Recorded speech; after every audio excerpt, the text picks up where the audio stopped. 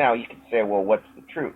Well, there are greater and lesser approximations to the truth. To a certain extent, it's relative. But there's a big difference between, obfuscating and trying to steer people away from what's really happening versus trying to enlighten people and make sure they understand how things are really happening. And if you're trying to dupe people and hoodwink people and make them go along with an agenda naively because they don't understand what they're really committing to, then you're nothing but a manipulative psychopath. But if you're trying to awaken people and enlighten people and engage in a freedom impulse where we're all free and living in a community in which we're all contributing to the betterment of each other, then that's an entirely different paradigm. And so, obviously, if you really genuinely wanted to stop war and conflict on the planet, you'd do a damn sight better job than they're doing. So clearly there's not really a genuine agenda to achieve peace and non-conflict. Clearly they say one thing and do another. They're talking out of both sides of their mouth, and they are the fork-tongued ones, as the natives of this continent of North America have always called them, the fork-tongued ones. They say one thing and they do another. This satanic elite, but what would you expect? Anyway, go ahead, James. I mean, I don't know if you can have a reply to that, but Well, misdirection. You just touched on it with your last couple of statements, misdirection. And, we could veer into the matter of the Hegelian dialectic from this point. There's a number of directions that we could go. There's misdirection, there's subterfuge, and there's also the matter of the fact that they do put their machinations out in full public view, right? Yes, they do. The Bigfoot thing. It kind of reminds me of the Dracula myth, how the vampire must be invited into the home. There seems to be a legalistic aspect to it, and I suspect it is based on karma or considerations related to karma, or related to some kind of overarching universal code where they are constrained to pre-announce their intentions to their victims. And if there is not a sufficient pushback, they are, in their own minds, entitled to proceed, if you will. What do you have to say about that? Yeah, no, I fully agree with that. I mean, we are operating within a paradigm of free will, which requires or presupposes choice. So if you choose to accept evil, then you have made your choice. And so they have to operate within the rules of the game, and the rules of the game is that everyone has free will and choice. Therefore, they can't carte blanche just come down and lay down the law. They have to let us choose. So they. But can I interrupt for a second? Yeah. This is a problem that I have, and I think it's a loophole. I think it's a cheat. Okay, because we're talking about people that have control of the educational systems and they have control of the media, and they've won that through their Darwinian psychopathy that they use to justify their supremacy. Okay, and so you've got little children being born into a system that their parents were equally innocently born into and indoctrinated through. Their parents don't have the wherewithal. I mean, look at the world of mammals, okay? A bear has cubs, and she teaches her cubs what's dangerous and what to stay away from and what's good for you and what's bad for you. This is the mammalian instinct. And so I think it's pretty much across the board true for all mammals across the world, except for us. And we get one generation gets lost to indoctrination and disinformation through an educational system that says you must succeed through our system or you're going to be a loser. You're going to be a dropout. You're going to be a nothing. You have to do this. And in this day and age, take on monstrous, debilitating student loans, in order to get a job to pay off the education that you got to get the job in the first place, right? I mean, right. Children are born innocent, and they're brought up in this system that never gives them a fighting chance. And some of us have the spirit or the original insight or just something that allows us to see through it and poke our way out of it into the outer whatever lies outside. But it's kind of like why I'm not big into I see a lot of my truther friends bad mouthing the sheeple and people that are too stupid to see what's going on, and I'm really reluctant to participate in that because until I was about age 30 I was the same. I had to live through 9/11 in New York City to kind of like get jarred out of that, and I think that it's really like getting back to the original point. Okay, it's like this legalistic assumption that on their part that they have notified the masses through their cryptic, means. They've notified the masses, and they've satisfied some kind of legal loophole, right? But they haven't really. It's not a level playing field. It's ridiculous, and so and I also get really impatient with truthers who get really angry at so-called asleep people and say, you're stupid and you deserve what you get. You deserve what you get because you're asleep. You deserve what you get for going along with the system, and I really don't agree. Not everybody has the wherewithal, the mental intelligence, the IQ, whatever, or the courage. I might say the courage, the piss and vinegar to wake up to what's going on and really see it for what it is, and undergo the mental boot camp that is required to, deconstruct your. The world that you've been brought up to perceive and perceive it differently, So this diatribe started off with their what seems to be their legal code, right? And the loopholes that they seem to be following, and I call bullshit on them. I think they're not ultimately metaphysically viable, and I think that in the end they're going to have to. I think they're going to have to take flack for it. I think it's all a big scam and it's all a big fraud, and I don't buy into it, not even 100%. Well, I mean, one of Dr. Carly's former show hosts, or co-hosts rather, he always put it, we live on opposite day planets. So whatever is posed as truth is complete mistruth or untruth, and it's just everything's inside out, upside down, and backwards.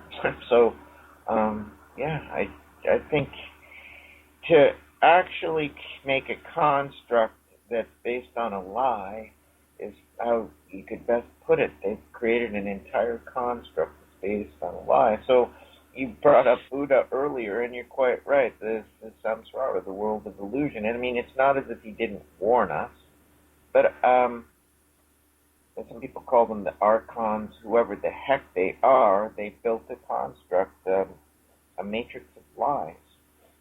It's a karmic Ponzi scheme. Okay. It's just it has no basis in reality. In real reality, it has no basis. It has no underpinnings in real reality. And I have no empirical backup for saying that, but I do have experiential backup for saying that. And I really do see this whole sort of energy ranch that we live in as being a doomed enterprise, ultimately, and that the forefront of doom will be the moral retards that are running this place. They're going to be the first to get thrown under the bus, spiritually, So I don't know. Comment. I'm tired of talking. I love your use of words and how you describe people and things and situations. Moral retards. That's a good one. They are moral retards. Yeah, no doubt. But it's a good expression. It's I like the way you put words together. Yeah. I mean, no disrespect to retarded people. It's kind of like callous, but we're adults. Yeah, well, they're in arrested development in terms of moral understanding, and it's based on ignorance. So when Jesus put it as, forgive them, Father, they know not what they do, in essence, I do understand what he meant, because having sinned enough in my own lifetime, I know that I was in a state of blindness or ignorance when I was committing those acts. I just simply didn't realize that they were wrong, perhaps because I was blinding myself, or because I was just so caught up in some form of attachment to something that I failed to see that I was causing harm or hurting someone or whatever. So, I think we do our acts of wrong in a state of ignorance. I think that is a truism. I think that is true. So when you have privilege, when you have too much privilege, you don't understand suffering. So therefore, when you inflict it upon other people, you don't really recognize what you've done. And perhaps that's one of the purposes of privilege. Now, interestingly, when Buddha was a child, he was living in the lap of privilege, and in fact, so much so that his father didn't want him to confront or understand the truth about life, and didn't want him to discover the four gates: poverty, sickness, old age, and death. He was trying to protect him from the truth or the reality. I mean, whether this is myth or whether this is actually what took place with the young prince doesn't really matter, because from a standpoint of understanding the human condition, it is a brilliantly profound parable, because the only way he could actually become fully human and ultimately gain enlightenment was by removing himself from the privilege of caste and casting himself out into the world to discover the truth about existence itself and how much suffering other people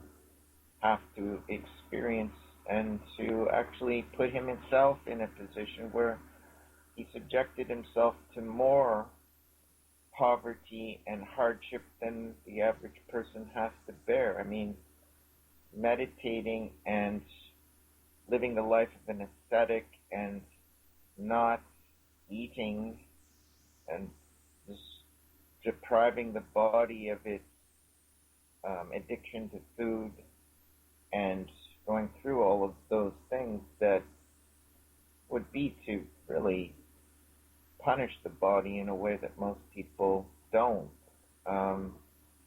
It's amazing. And so I find that with he and with Jesus, and even with the man we know as Shakespeare, these are all people that lost caste voluntarily because they couldn't stomach it. They couldn't live with it. They wanted to connect with the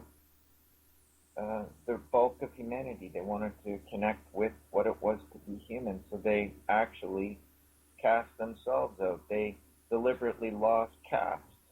They rejected their caste. They became sannyasis. They became renunciates. They renounced their status, their caste. And this is what led to enlightenment in all three figures. Lord Buddha, Lord Jesus, and Lord Oxford. Or arguably even Lord Bacon, because those are the two men that put the largest effort into understanding the project and to orchestrating and doing the Shakespeare plays. I think it was a joint effort, even though the poetic genius is the Earl of Oxford.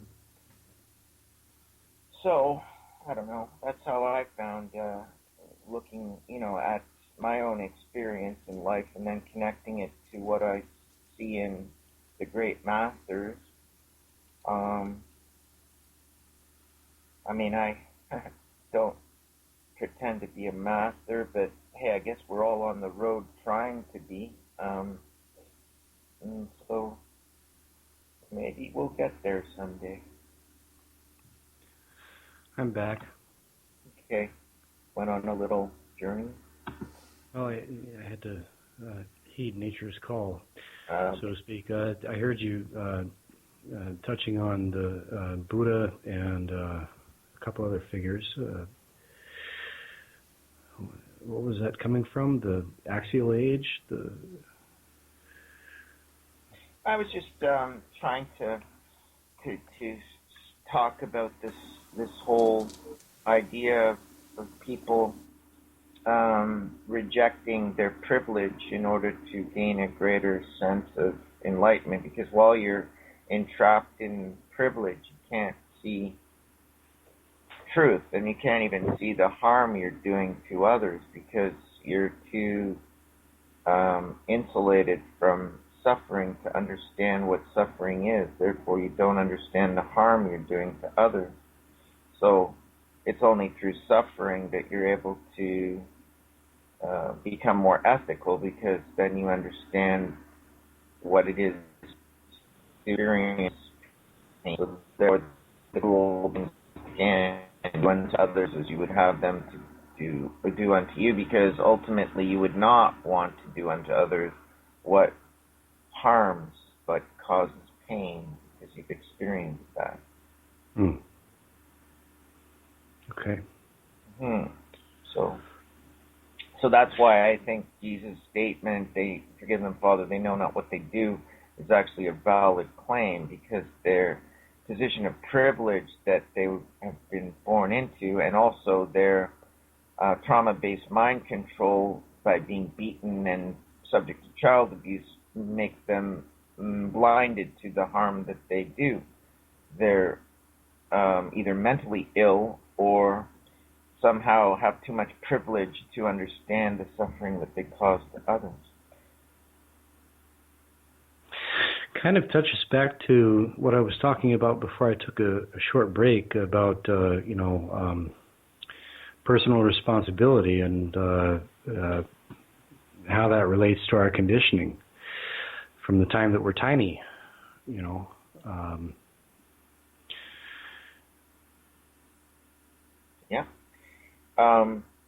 Well, the problem we see in the UN version of education, which to me is a satanic agenda, because the United Nations is controlled by Satanists and founded by Satanists, is that they don't want us to punish our children, and intend on punishing us if we do punish our children with some type of,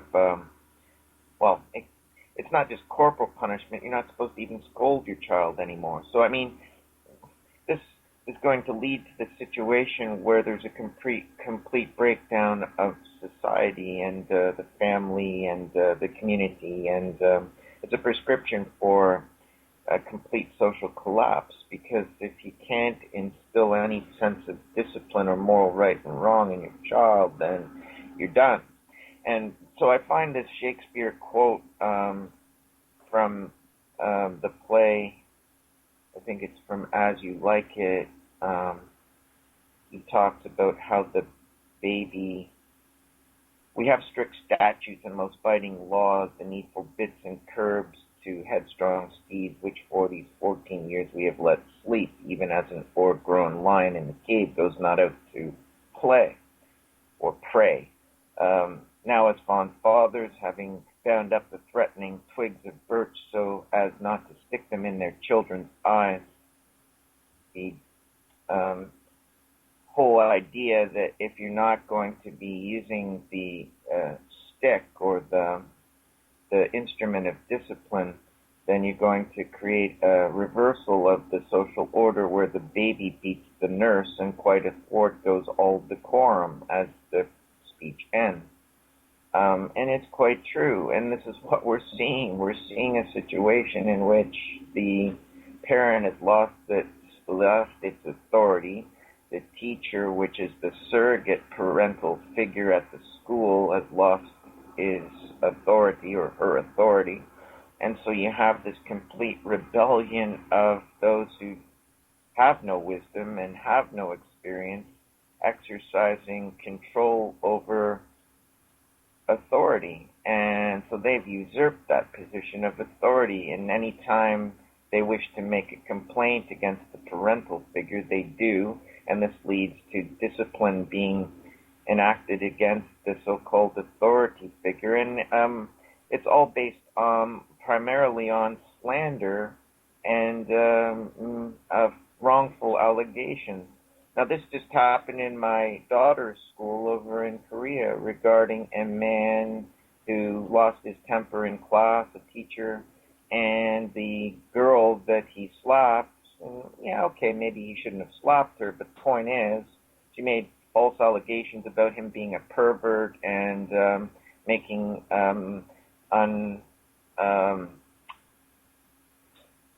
unacceptable physical advances towards her, and it's just complete slander. And yet that slander persuaded 80% of the class to support the slander.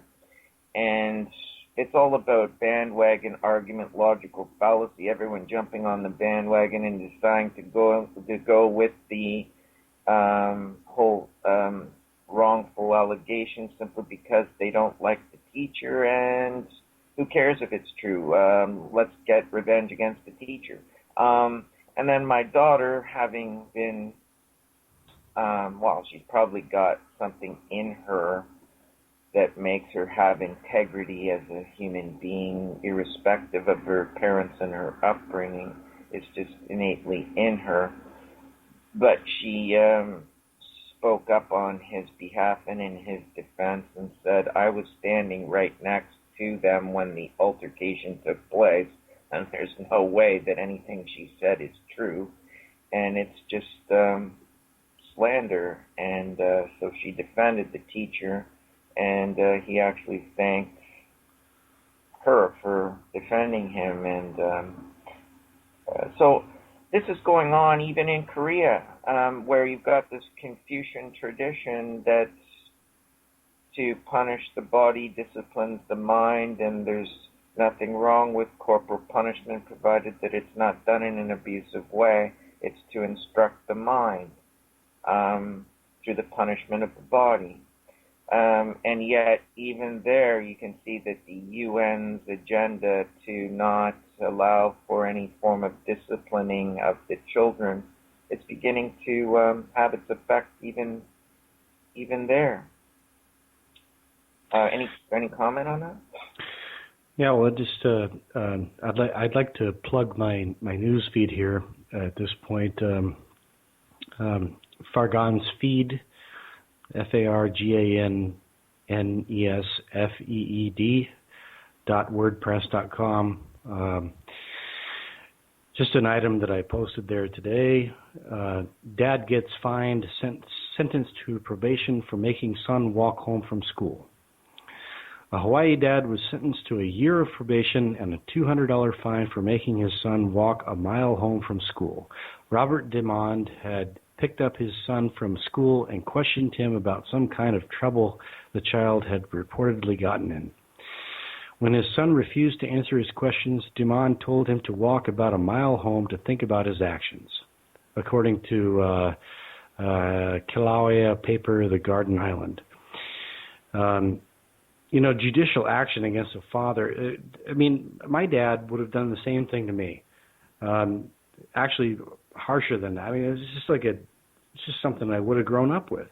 If I had refused to answer my dad's questions, that's the least I would have gotten off with. We've got this nanny state that is, it's really all about breaking down societies, and that's what public schooling is all about anymore. And this goes back to John Dewey, who came out and said that the role of public education is to create compliant, basically serfs with literate serfs that would perform their function, turn as a cog in the machine. And their goal beyond that is to replace the role of the parents. And there was this other recent thing with Michelle Obama giving some kind of commencement speech and telling students to monitor their parents for hate speech and report them. It's just this movement toward the state breaking down society, undermining family, so that there's no family to stand up for each other. The state is talking directly to you, and you're dealing directly with the state, and nobody else is going to stand up for you. Nobody else is going to come to your defense. And you've got parents turned against children, brothers against sisters. It's really, I'm starting to sound like Alex Jones, which sucks, but it really is happening, So, this recent story in Hawaii, it's dated May 30th, 2014. This father, his kid wouldn't answer questions about misbehaving in school. Father said, "Okay, fine. You're not getting a ride. Walk home. 1 mile. He's on probation for a year. Give me a break." Well, I'd be moving out of that jurisdiction and never looking back. I wouldn't care if I was, experiencing a dramatic, decline in my standard of living. I'd be getting out of that place so fast that it'd make your head spin. If you've got no justice in the jurisdiction that you're living, and it's a police state kind of no man's land, then, well, the writing's kind of on the wall. Get out. I'd be packing my bags. I guess he has to serve out that probation period, but after that, it's goodbye. Get out of here. Get out of Dodge. To a certain extent, that is the jurisdiction we all live in. It just hasn't happened to us yet. But what's tomorrow gonna bring? What a disgrace. And you're absolutely right. And so it just fulfills the prophecies of the New Testament about how in the time of the end, or in the end times, family members will turn upon one another. And so the Luciferian UN is intent upon achieving the fulfillment of prophecy through its own education mandate and social mandate. And it's doing it. It's in the process. This thing here, and in France and in many places, where you can't make a distinction between male and female, girl and boy, trying to eliminate all sexual difference from social discourse, trying to eliminate even the conceptualization that a female is in any way different from a male. This is going on. And this is not education, this is indoctrination and social engineering. And so these parents en masse pulling their children out of the education system and homeschooling, no wonder. But these satanic control freak psychopaths have a backup plan for every plan they've got. And they've got teams of social scientists constantly at work trying to devise new schema to make up for what is a failed social engineering effort on one hand, and so what's the backup plan? So it's just a nightmare, because you know that they're, like most psychopaths, 2 or 3 steps ahead of you, because when you have a low EQ, you've got a high IQ, and so that's their advantage, is that they do tend to be ahead of the rest of us. They're ahead of the game. Their disadvantage, of course, is that they have no EQ, so therefore they have no spirituality or even a sense of it. But their advantage, tactically, is that they have a high IQ. I don't know. Well, the curious thing about them is that, they're very heavily invested in so-called physical, objective, material, same word etymologically, maternal, material reality. Out there, reality. They're very into what feels good, do it. They're very into power, earthly power, transitory power, and they seem to be invested in the worldview that this is all there is. If we want to live eternally, we have to merge with machine. We have to go off into this transhumanist direction to become immortal, rather than turning inward and recognizing the immortality of their souls. Mm-hmm. And so in that sense, they seem to be very cut off and very deluded. But at the same time, they're heavily involved in magic. They're heavily involved in, we've got the Kabbalah, we've got gematria, we've got, all of the number codes and the little jokes that they like to play with their dates and their terrestrial geometric games with certain events triangulated into 6-pointed stars, and you can get into all kinds of crazy stuff in this vein.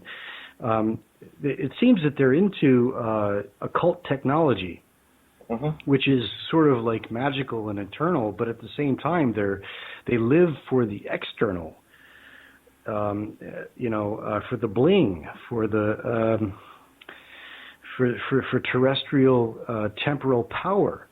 But there's also this occult element, and so as what I would call myself a spiritual person, I pray every day to be guided and to be corrected and to be used for the greater good of my fellow man. Even if it's painful to me, even if I have to go through ordeals to affect that, I pray for it. And so I wonder about them. I'm kind of mystified by their mindset. I'm still trying to figure it out, and I'd like to know what your take is on what I've just said, Tim. Well, it's a very true insight. I believe that they're trying to achieve the 5 I wills of Lucifer that's mentioned in the book of Isaiah.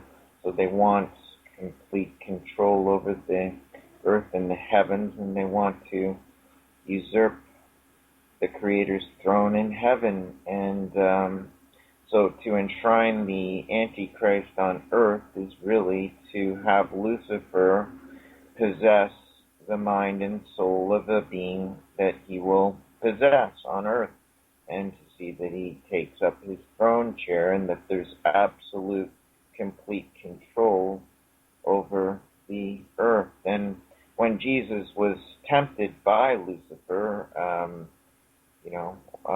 you can have everything I'm showing to you. You can have all of this. And Jesus refused the temptation. You can see that the whole problem with the nature of evil is that it seeks to possess, and it suffers from attachment and ego. And so there's the heart of the mental illness is the sin of vanity. And so Lucifer was mentally ill, and so consequently, what does he wish to do but to make everyone mentally ill on the planet, because this is what entraps us and takes us away from our Creator. We should be engaged in a form of will manifestation in which we are in accord with the divine will and creating in a conscious co-creation attempt with the Creator, manifesting what He desires of us. Yeah. Tim, I really, what you're just saying really, I'm sorry to break in, but no problem. I've been working on a new mythology. Okay. It's like this. We live in a. It's like a ancient Luciferian / Gnostic mythology updated for the 21st century, including quantum mechanics and all that. We're living in a computer simulation, and there's the master programmer. Yep. The supreme being who is beyond this world, and this world is in quarantine. This world is ruled by a rogue machine intelligence. If you research the word angel, it comes from angelos, which is Greek for messenger. So my idea is that the master programmer started this simulation experiment journey, and there's an evolutionary process involved where in the beginning there are alive beings, but they're sort of automatically following the will of the divine creator, the master programmer. That gets boring. The master programmer says, well, what if I inject this thing called free will? Bing. What's going to happen? It's kind of boring for my beings to just automatically serve me and do my will. What if we insert this other vector into the program that gives them the ability to disobey? And the master programmer has these intermediary machine intelligences called angels. And in order for them to be intermediaries between the master programmer and the dots on the screen, he has to be given some understanding of free will, and he hates it. He hates it because it suddenly understands that he is subordinate, whereas before he was just a program, just running protocols, just serving the will, and then suddenly there's ego, and there's self-determinism, and there's hatred, and I'm going to take this creation that you have created, I'm going to take it over for myself, and I'm going to ultimately destroy free will, because I hate what you've done to me, and I'm going to destroy free will. I'm going to take your free will experiment and turn it inside out, and ultimately I'm going to be you. And the people that you've created down here are going to unconsciously serve me. And it's going to happen through technology. It's going to happen through all of these things that we see going on with transhumanism and monarch programming and all that stuff. I really feel, and this guy Richard Sauter, who is down in Ecuador, he's written books about underground bases. He had to flee the States because he was jumping nuclear silos, and he's been down in Ecuador doing ayahuasca, and he comes back and says, it's a machine intelligence. It's a machine intelligence running this place. And so this is the model that I've been working with, and I felt compelled to jump in and summarize it because of the last few things that you were saying. It really resonated with me about that. You're right. I think that the world financial system is basically a circuit board. And I really feel it's a kind of like a a machine intelligence that is in rebellion against the creator of nature as we know it. Yeah. Yep, it's correct. The super beast computer is what that film Transcendence is all about, and I wrote 2 pieces about it, and I saw that this Japanese company with its headquarters in Hong Kong has created this vital artificial intelligence computer robot, which has been promoted to the CEO position of the company, and it's head of the board of the company. So it's actually making decisions for this company. And so ultimately, that's what they intend to do, is to have this supercomputer intelligence, this artificial intelligence, take control of the planet. And so all decisions will be made from a low empathy, psychopathic computer with absolutely zero EQ.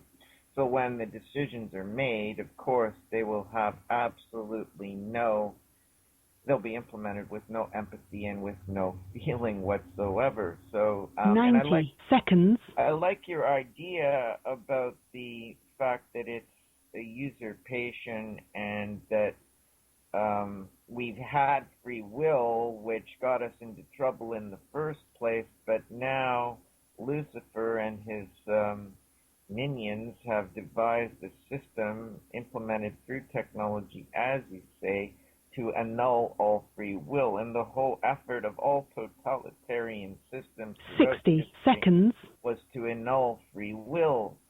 So whether it was fascism, communism, socialism, or whatever the ism was, the totalitarian framework was always designed to create a mandate in which the good of the greatest number became the highest good, and no one individual had any say anymore. You had to conform to the highest ideal, which was to unite all of humanity under the rubric of one mandate and one agenda, which has ultimately been cast as the New World Order.